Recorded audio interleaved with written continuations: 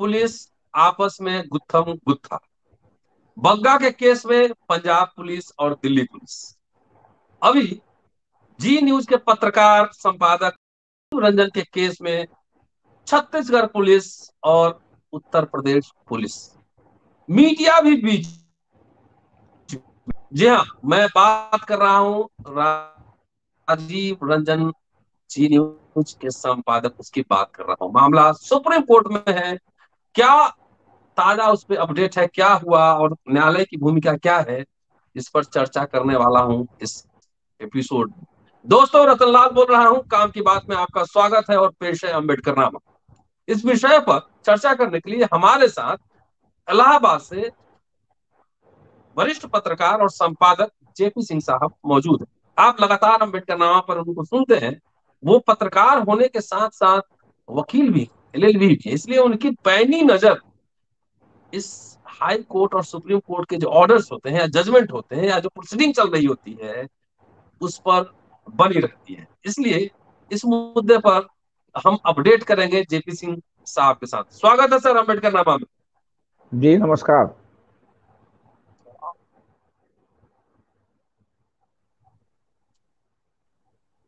कैसे है सर? ठीक है सर। क्या मामला है सर? ये जरा थोड़ा विस्तार से, आज भी डेट लगा हुआ था, आज क्या हुआ और क्या है मामला? थोड़ा विस्तार से हुआ चर्चा इस पे। देखिए सर, इस पर विचार करने के पहले आप पिछले 15-20 दिन में सुप्रीम कोर्ट की भाव भंगिमा, आदेश, आलोचना, जवाबी कार्रवाई या जवाबी माने उस आलोचना का जवाबी हमला जज साहब द्वारा, ये सब जो है बातों का गवाह रहा है। सुप्रीम कोर्ट के चीफ जस्टिस पश्चिम जर्मनी से लेके अमेरिका की यात्रा पर थे और इंग्लैंड में भी गए और इंग्लैंड के बाद अब जो है वापस आए हैं और कई जगह उन्होंने संबोधित किया समारोहों को, जिसमें उनका मुख्य जोर था कि भारत में न्यायपालिका पूरी तरह से स्वतंत्र है। भारत में न्यायपालिका से विपक्ष या सत्ता पक्ष चाहता है कि उसके एजेंडे को वो इंडोर्स करे, सरकार के सारी नीतियों की पुष्टि करे, तो ऐसा भारत में नहीं है। संविधान और कानून का शासन सर्वोपरि है। लेकिन इधर चीफ जस्टिस विदेश गए और इधर उनकी जो टीम इंडिया के जो आपके क्या कहते हैं टीम सुप्रीम कोर्ट के जो बाकी जज साहब लोग थे, वो लगे विपरीत दिशा में चलने और चीफ जस्टिस की बातों को झुठलाने। इसकी शुरुआत हुई खानविलकर साहब से।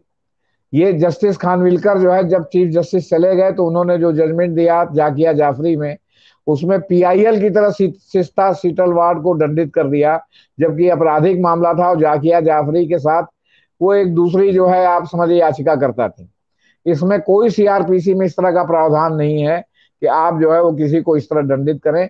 आप जिस तरह कहते हैं ना कि इन्होंने समय बर्बाद करने के लिए जो है वो पीआईएल दाखिल की और बेमतलब के मुद्दे उठाए, आपने दंडित कर दिया, तो आपने उसमें ये फैसला क्रिमिनल मामले में थिस्ता सीटलवाड के लिए दिया, जिसकी चतुर्दिक आलोचना हो रही है। यहां तक कि विदेशों तक में आलोचना हो रही कि एक एक्टिविस्ट को इस तरह टारगेट किया जाना। और आपने कहा कार्रवाई और जो है जांच हो, और उधर सरकार जैसे तैयार बैठी थी, उसने तुरंत उनको गिरफ्तार कर लिया और उनको पुलिस रिमांड में भी दे दिया।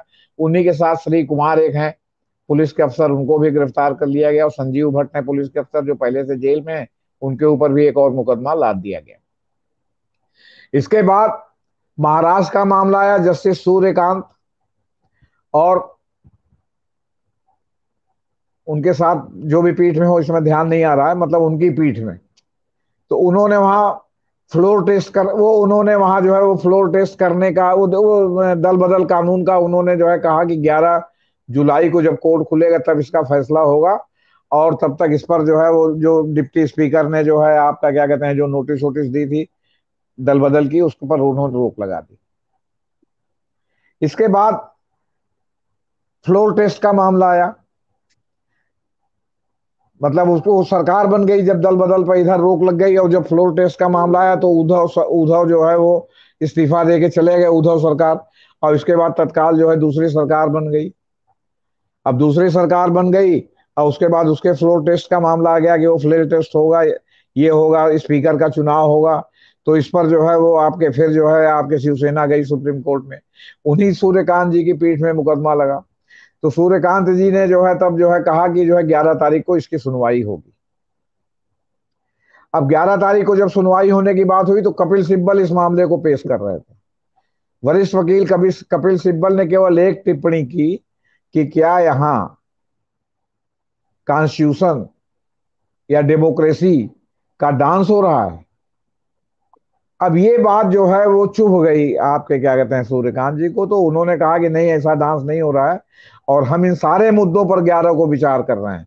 ये कोई भी स्टेप ले लें, 11 तारीख को इस पर विचार होगा। और पहले भी हमने निर्णय में कहा है कि उसके निर्णय से ये बाधित होगा, मतलब निर्णय जो होगा वो फाइनल होगा। अभी आप जो भी करना है कर लीजिए। इसके बाद नूपुर शर्मा का मामला आ गया।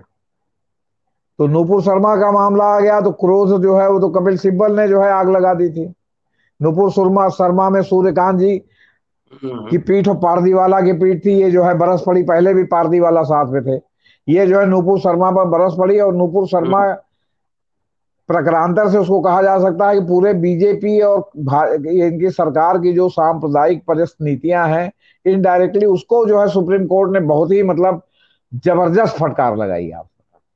और उस जब से ये फटकार लगाई है तब से बीजेपी और संघ को सांप सूंघ गया है। लेकिन बीजेपी और संघ खुल के जो है कैसे सुप्रीम कोर्ट की आलोचना करें। तो इसके लिए 15 जज, ब्यूरोक्रेट वगैरह इकट्ठा किए गए सुप्रीम कोर्ट की आलोचना करने के लिए। उसमें जो है वो जो 15 जज हैं उसमें सब हाई कोर्ट के जज हैं, जिसमें एकमात्र नाम ढींगरा साहब, जस्टिस ढींगरा का है। इसके अलावा बाकी जो जज है सब इनसिग्निफिकेंट है। लेकिन इसके साथ ये भी पता चल गया कि जो संतरे वाले जो जज भरे गए थे वो कौन कौन है। सुप्रीम कोर्ट का एक भी जज, हालांकि तमाम लोगों पर आरोप है संतरा जज होने का जो रिटायर हो चुके हैं, लेकिन किसी का भी जो है वो क्या कहते हैं मतलब वो नहीं सामने आया सुप्रीम कोर्ट की आलोचना करने के लिए। इसके बाद विश्वास मत की बात आई और जो है वो शिवसेना के जो है जो मेंबर्स जो इन्होंने विश्वास मत में खिलाफ वोट दिया था उनके जो है जो नोटिस वोटिस हो गई है उनको, उनका दल बदल पर इस पर आई। तो अभिषेक मनु सिंह भी फिर जो है गए सुप्रीम कोर्ट। तो इस बार दूसरे जज के जो है कोर्ट में, इंदिरा बनर्जी के कोर्ट में गई अवकाशकालीन जज के। तो इन्होंने कहा कि इस पर 11 तारीख को ही सुनवाई इस पर भी होगी। तो 11 तारीख मैंने एक डी डेट हो गया जिसमें सारे मामले की सुनवाई होगी। ये पृष्ठभूमि है। मंडे इस पृष्ठभूमि में रोहित रंजन नाम है सर, राजीव रंजन नाम नहीं है। जी टीवी के जो एंकर हैं उनका नाम रोहित रंजन। इस पृष्ठभूमि में रोहित रंजन की क्षमा एक चाहता हूँ, हाँ। हाँ, एक पृष्ठभूमि में रोहित रंजन की याचिका सुप्रीम कोर्ट में दायर हुई और सिद्धार्थ लूथरा ने संभवतः दायर की सुप्रीम कोर्ट में, मतलब दायर की उन्होंने। ये आजकल सुप्रीम कोर्ट में बहुत दिनों से परंपरा है कि एडवोकेट ऑन रिकॉर्ड के माध्यम से ही याचिका सुप्रीम कोर्ट में दाखिल होती है। उन्होंने एओआर को याचिका दे दी, लेकिन उन्होंने ये सुनिश्चित नहीं किया कि हमारी याचिका को एओआर ने रजिस्ट्री में दाखिल किया है कि नहीं। इन्होंने कल इंदिरा बनर्जी के कोर्ट में कहा कि हमने जो है एक याचिका दाखिल की है कि रोहित रंजन पर कई स्टेट में जो है वो मामला हो गया है और गिरफ्तारी के लिए छत्तीसगढ़ पुलिस लगातार दबाव बना रही है। यहाँ नोएडा पुलिस ने गिरफ्तार किया था जिसमें जमानत मिल गई, तो कई स्टेट का मामला है, इसलिए इस पर सुनवाई होनी चाहिए। इस पर इंदिरा बनर्जी ने तुरंत कहा कल सुनवाई कर लेंगे। अब जब उन्होंने कहा कि कल सुनवाई कर लेंगे तो एओआर जो जिनके माध्यम से दाखिल होनी थी वो कोर्ट में उपस्थित थे।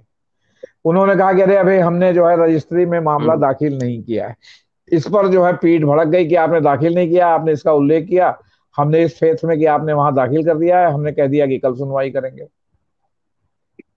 तो तब उसके बाद वो जो है लूथरा साहब जो है तुरंत माफी मांगने लगे, किसी प्रकार मामले को सबसाइड किया और 7 तारीख की डेट का जो है मामला हुआ, 7 को सुनवाई होगी। तब तक उन्होंने कहा कि नहीं मैं दाखिल करने जा रहा हूं, मैं तुरंत दाखिल करता हूं।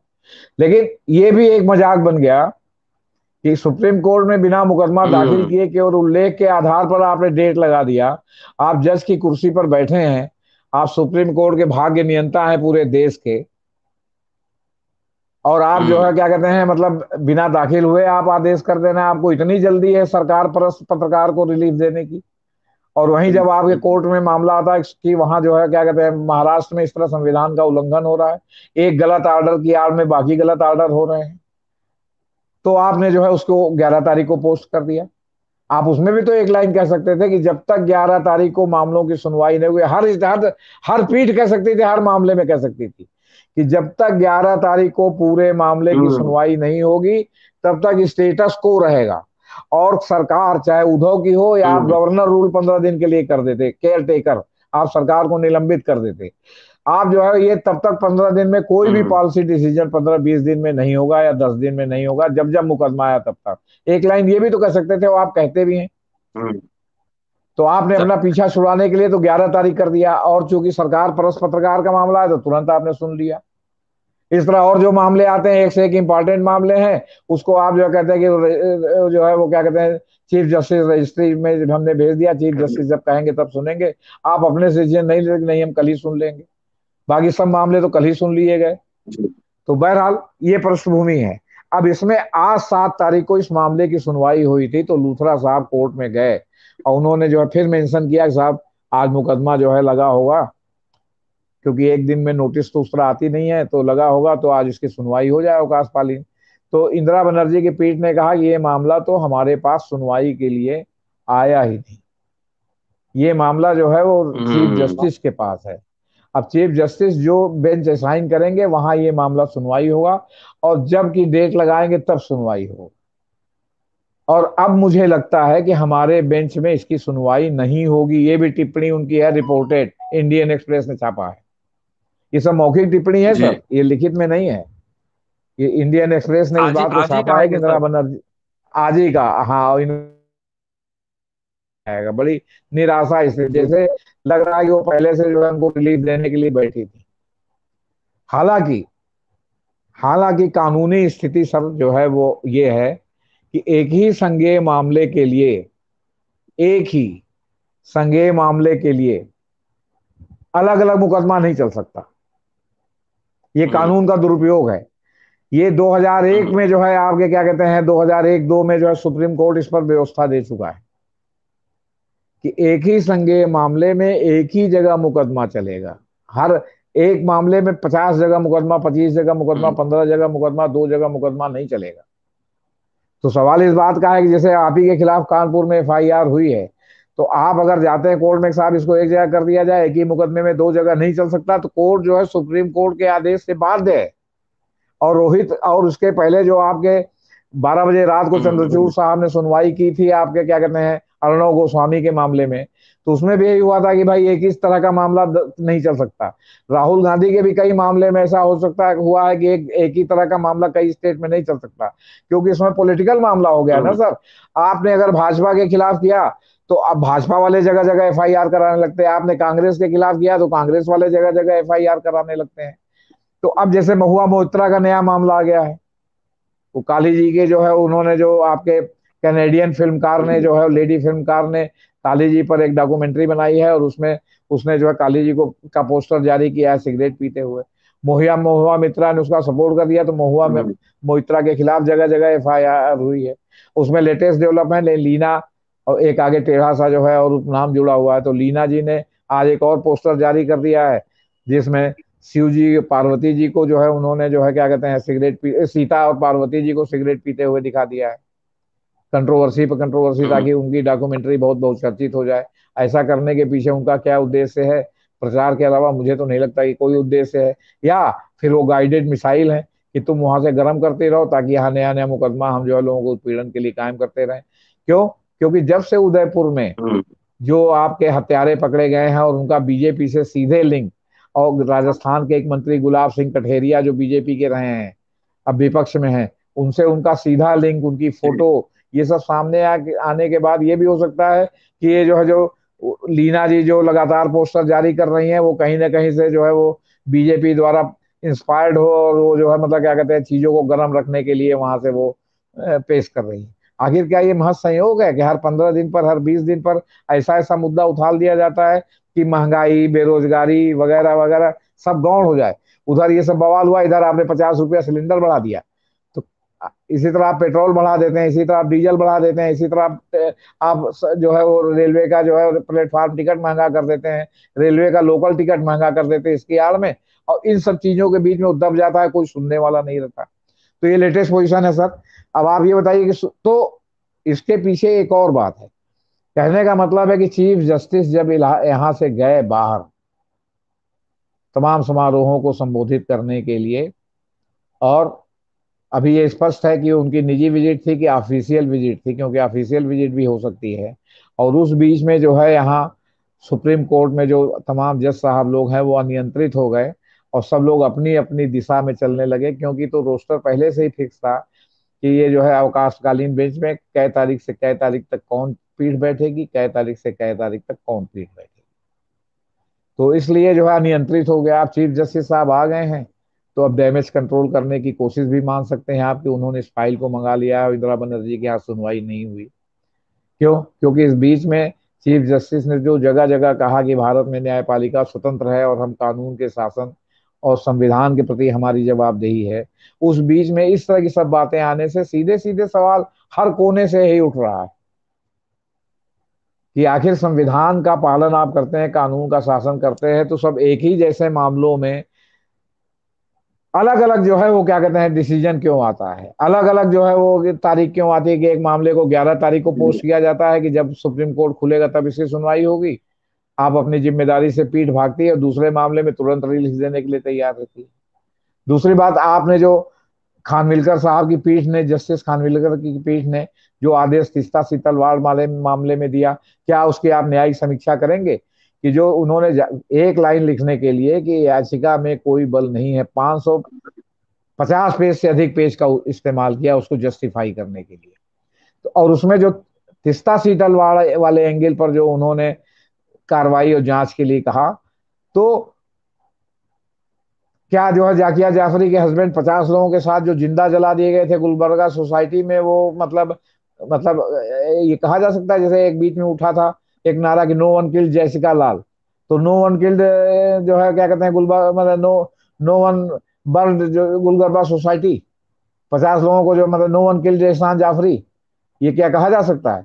तो कुल मिला के ये है कि पूरा जैसे कि जी अराजकता के दौर से पिछले 15 दिन में न्यायिक अराजकता के दौर से पूरा देश गुजरा।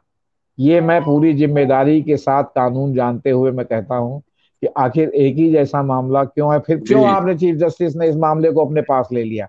आप इंदिरा बनर्जी को सुनने देते, रिलीफ देने हम्म। देते। जी। न्यायिक अराजक, ये बताइए अराजकता। थोड़ा सा। जी। हमें एफआईआर आती है नोएडा, जी। और नोएडा पुलिस को किसकी शिकायत, नोएडा पुलिस को किसकी शिकायत पर वहां आना पड़ा? जी वो रोहित नोएडा के वाला मामला खिलाफ जो किसने शिकायत की थी?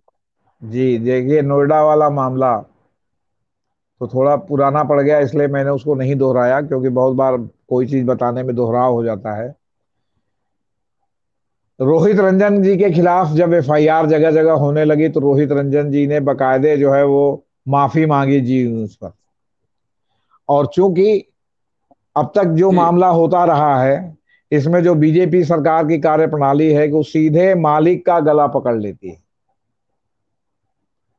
तो चूंकि ये मामला कई दूसरे स्टेट में है तो वहां रोहित रंजन के बजाय जो है वो मालिक जो सुभाष चंद्रा है वहां तक बात पहुंच सकती थी। और जो बड़े बड़े लोग रोहित रंजन के ऊपर बैठे हैं, सुधीर चौधरी तो हट गए, जो दूसरे लोग हो गए हैं, उनके गले तक पहुंच सकती थी। यार रोहित रंजन ने जिस दिन इसको प्रसारित किया था उस दिन जो है सुधीर चौधरी कागज में हेड थे तो उनके गर्दन तक पहुंच सकती थी।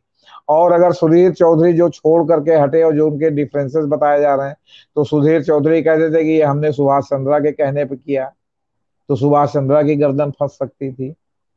तो इसके बाद लगातार खंडन मंडन चला उस पर।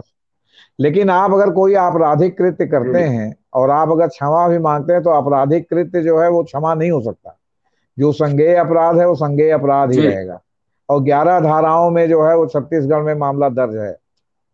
छत्तीसगढ़ पुलिस आई गिरफ्तार करने, तो वहां ये मामला फंस गया कि इन्होंने जो है नोएडा पुलिस को जो है खबर की तो पता चला कि उनको नहीं, उनको आपके ये गाजियाबाद पुलिस को खबर, वो जब इन्होंने फोन किया तो पता चला कि रात में, कि भोर में, कि इनको जो है क्या कहते हैं नहीं मालूम कि छत्तीसगढ़ पुलिस आई है। इन्होंने उत्तर प्रदेश सरकार को एसओएस किया, इन्होंने केंद्र सरकार में एसओएस किया। वो बग्गा साहब कौन है आपके दिल्ली भाजपा के, उनके पास जो है भेजा। बग्गा साहब ने उत्तर प्रदेश सरकार को भेजा। ये सब तमाम चीजें जो है वो मीडिया, सोशल मीडिया में हैं। अब उसमें गाजियाबाद भी पुलिस पहुंच गई, तो बहरहाल ये हुआ कि गाजियाबाद पुलिस को भी उन्होंने इन्फॉर्म कर दिया। अभी जब तक ये सब मामला चल रहा था तब तक नोएडा पुलिस पहुंच गई, और नोएडा पुलिस जो है उन्होंने जो है रोहित रंजन जी को उठाया और अपनी गाड़ी में बैठा के लेके चली गई, और बोली कि हम थाने ले जा रहे हैं, यहाँ बहुत सीन क्रिएट हो जाएगा। तो संबंधित थाने में जब छत्तीसगढ़ पहुंची तो पता चला कि वहां वो है ही नहीं है। अब इस पर जो है लानत मलामत राष्ट्रीय स्तर पर शुरू हो गई। तो थोड़ी देर बाद जो है वो नोएडा पुलिस का स्टैंड आया कि उनको हमने अपनी हिरासत में ले लिया है। क्यों? क्योंकि जी न्यूज वालों ने दो प्रोड्यूसरों के खिलाफ, और ये जो है जिसमें ये भी शामिल है, एक एफआईआर दर्ज कराई है कि इन्होंने जानबूझ के राहुल गांधी के बयान को तोड़ मरोड़ के चैनल को फंसाने की कोशिश की है। इसके असली गुनाहगार ये हैं, तो हम इनको हिरासत में लिए हैं, पूछताछ कर रहे हैं, और हमने इनको गिरफ्तार कर लिया। बाद में शाम होते होते कहा गिरफ्तार कर लिया, और रात रात होते कहा कि चूंकि इनके अपराध की जमानती धाराएं थी तो इनको जमानत मिल गई है, और तब से वो गायब हैं। छत्तीसगढ़ पुलिस जो है वो उनके आपके जी न्यूज के रायपुर ऑफिस में नोटिस लगा चुकी है। मतलब जी न्यूज वो जितनी भी पेशबंदी कर सकती है छत्तीसगढ़ की पुलिस वो कर रही है। और अभी बंगाल की पुलिस बाकी है, जहां पर वहां जहां भी 10-11 मुकदमे दर्ज हुए हैं। अभी बंगाल की पुलिस ने सीन में इंटर नहीं किया है। अभी महाराष्ट्र की पुलिस ने सीन में इंटर नहीं किया, तब तक महाराष्ट्र में सत्ता बदल गई है, तो अब इंटर करेगी भी कि नहीं ये भी भगवान जाने। तो इस तरह के सब मामले जो है क्या कहते हैं थे, उसमें इंदिरा बनर्जी ने जो है आज ही सुनवाई के लिए बिना दाखिल हुए जो है वो कह दिया। आप समझ लीजिए कि कोर्ट किस तरह जो है सांप्रदायिक आधार पर विभाजित है। मैं अगर ज्यादा बात ना कहूं तो आप ये समझ लीजिए कि सरकार ने इस तरह की सांप्रदायिकता का जहर जो है वो क्या कहते हैं पूरे समाज में बो दिया है कि लोकतंत्र के चारों स्तंभ, चार इसलिए कह रहा हूं कि प्रेस को बहुत लोग चौथा स्तंभ मानते हैं, बहुत लोग नहीं मानते, बहुत लोग तीन स्तंभ मानते हैं। तो जो चारों स्तंभ, मैं प्रेस में रहा हूं, प्रेस में हूं, अभी भी अपने को मैं पत्रकार ही मानता हूं कर्मणा, तो इसलिए मैं चौथा स्तंभ भी कह रहा हूं। इन सारे जो है आपके स्तंभों का घोर सांप्रदायिकरण हो गया, और ये सांप्रदायिकरण राजनीतिक सांप्रदायिकरण हो गया है, खाली सांप्रदायिकरण नहीं है। खाली है तो मान लीजिए कि आपकी जो है वो एक धर्म विशेष के प्रति आस्था हो सकती है, यहाँ जो है राजनीतिक आस्था है कि मतलब हम और आप अगर एक ही धर्म को मानते हैं लेकिन आपके आस्था में कोई परिवर्तन है, हमारे आस्था में कोई और परिवर्तन है, तो प्रेस आज हमारे साथ हो गया है, आपके साथ नहीं है, या आपके साथ हो गया हमारे साथ नहीं है। माने आस्था में भी जो है राजनीति पैदा हो गई है। तो कुल मिला के राजनीतिकरण हो गया है, और आप सुप्रीम नहीं, कोर्ट में खूब अच्छी तरह से देख रहे हैं। जी, कुछ कह रहे हैं आप? कोर्ट भी इससे वंचित नहीं। नहीं, न्यायपालिका भी कोर्ट इससे भी इससे वंचित नहीं। अछूता नहीं है। नहीं, आप 15 दिन में देख तो रहे हैं कि किस तरह के आदेश जी, हुए हैं, और फिर आज क्यों फिर चीफ जस्टिस ने एकदम फाइल जाहिर है। अपने पास मंगवा लिया बेंच असाइन करने के लिए। और अभी भी बेंच असाइन होगा या नहीं होगा वो जी, कह सकते हैं कि आप नए सिरे से दाखिल कीजिए, क्योंकि ये बिना दाखिल हुए इस तरह की बात हो गई थी, इसलिए इसमें जो है सुप्रीम कोर्ट की विश्वसनीयता पर प्रश्न चिन्ह लग गया है, इसलिए आप इसको नए सिरे से दाखिल कीजिए। या ये जी, भी कह सकते हैं कि आप हाई कोर्ट जाइए, पहले आप सुप्रीम कोर्ट कैसे सीधे चले आए? जैसे आपके उन्होंने कहा कि आप हाई कोर्ट जाइए, आप सुप्रीम कोर्ट कैसे सीधे चले आए? ये सब चीज में आप सब सुप्रीम कोर्ट से जी, ही जी, आपको जी। राहत मिल जाए, आप जाइए हाई कोर्ट में जाके अपनी बात कहिए। जी। चलिए सर, तो सीन अभी बाकी है, देखते हैं, कई कई तरह के ड्रामे इसमें अभी, कई लेयर्स अभी बाकी है। पहले सुनवाई हो जाए रोहित रंजन मामले की, उस दिन हम लोग इसमें फिर इस पे बहस करेंगे कि देखते हैं कि कौन सा रूप न्यायपालिका का इस बार उभर कर आता है। तो दोस्तों, ये थे जेपी सिंह साहब, और एकदम पैनी नजर अपडेट रहते हैं, विभाग बोलते हैं। पूरा वीडियो सुनिए, शेयर और सब्सक्राइब करते रहिए। जल्दी मिलता हूँ अगले एपिसोड में। शुक्रिया सर, थैंक यू, और जल्दी फिर बात करते हैं। ठीक सर। शुक्रिया सर।